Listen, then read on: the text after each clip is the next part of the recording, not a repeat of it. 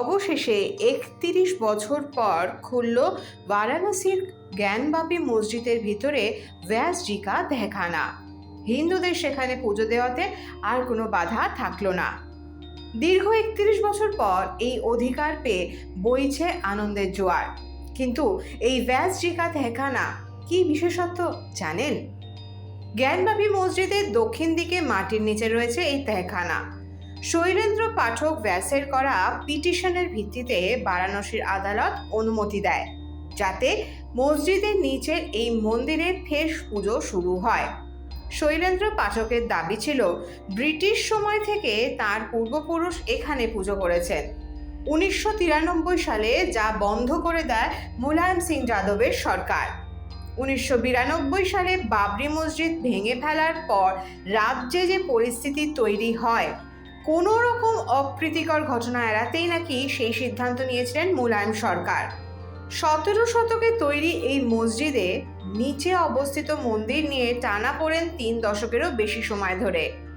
উচ্চপদস্থ জেলা আধিকারিকদের উপস্থিতিতে 5 পুরোহিত এবং ব্যাস পরিবার পুজো করে মন্দির খোলেন।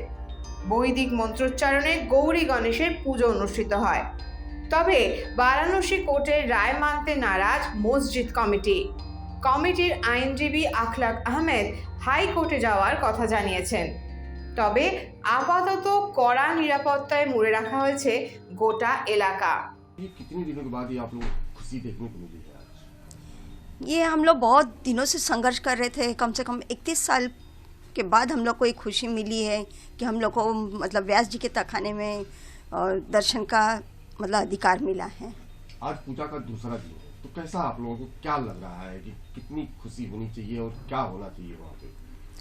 हम लोग को तो बहुत खुशी है, पूरे सनातनियों को खुशी है, सबको बधाई देते हैं कि आके अपने दर्शन करिए आप लोग। और जैसे हमारा ज्ञानवापी मंदिर है, आप मंदिर में आके दर्शन करिए, यही कहेंगे। आज से पुजारी बदले जाएंगे कि उस दिन पुजारी अर्चन पूजा करेंगे? अभी तक तो जो नियुक्त है, अब आगे मतलब जो ट्रस्ट वाले हैं, मतलब विश्वनाथ मंदिर के ट्रस्ट वाले हैं, वो तय करेंगे कि कौन पुजारी रहेंगे कौन नहीं रहेंगे। उस हिसाब से उनका ये है।